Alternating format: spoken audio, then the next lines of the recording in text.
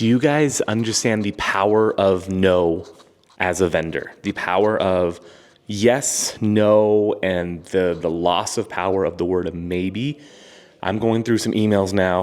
I have a shoot coming up here at the museum and going through some estimates right now. So it's kind of commercial season. So right now I'm getting a ton of estimates pushed out and a ton of brides who want to get booked and a ton of portrait sessions who want to get booked.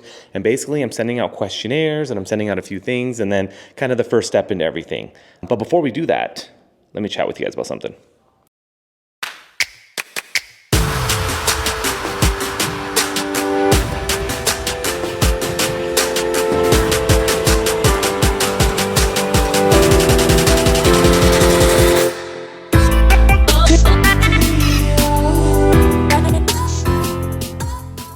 What's going on, guys? It's Jeremy. Welcome back to the channel. If you're new, please subscribe. Video helps you know. You give a thumbs up and then click that bell for notifications. I'll tell you every time I come on.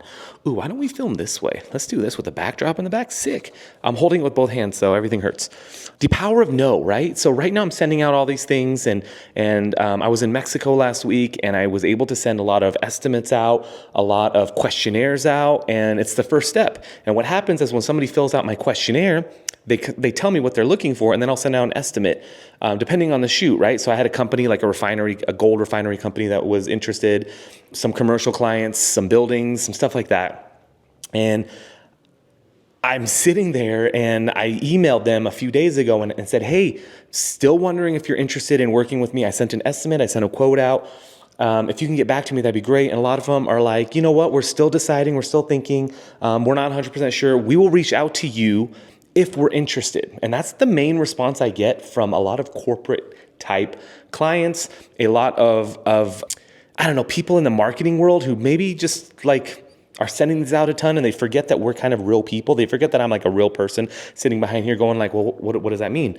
And this can be in anything, right? The power of no, because I would love it so much if somebody just said to me, and I actually just got this right now because I forced them, and somebody just said, hey, will you just like tell me yes or no? Will you just say, hey, Jeremy, you are probably going to get the job? Or most part, will you just say that, Jeremy, your price is too much, you're not getting the job? And this can be for anything, right? Like when my daughter was 4, right? So she's 14 now. When she was 4, her birthday's in December. We had a birthday party. And we put out RSVPs for this. We have to put it for the entire class at that time, right? So we put an entire kindergarten class, preschool class. She was 4, right? Was she 4 or 6? I don't know. I just remember like there was a class involved and we had to put it out. And nobody RSVP'd. And RSVP means yes or no, right? Not say yes if you're going to come. Or, you know, don't do anything if you're not going to come. So we didn't know. So we planned for 20 people. Not one person showed up. Not one person showed up at all. And it was a super sad day. We made the most of it. We had family there. We had friends there. So we had other people there that weren't part of the school, but nobody in our school showed up. And I would have rather them all say no so that we could have planned correctly for that event. And so this is how life is in general, right? If your friends invite you over to a party or invite you over for dinner and you say, maybe I might show up. I don't know. I'd rather hear a no or a yes, but I definitely would rather hear a no so that I don't plan on you coming. Because then do I plan on making dinner for you? Are you going to show up? Are you going to show up with a person? And it's in the wedding world, right? If people don't RSVP and you show up, you're the jerk for not RSVPing because they didn't plan on it. And so that's going to be the same with like this whole industry that I'm in right now. Look, I love giving quotes out. I love giving estimates out. It shows that my business is still thriving and people are still interested. And I get that I'm expensive or I misquoted them, or maybe I didn't quote fast enough.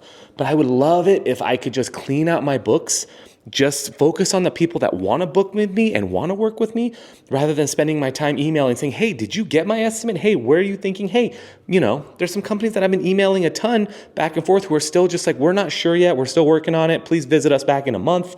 And I'm doing that because I'm really good at my bookkeeping. But that's where we're at. So, you know, say no if you have to.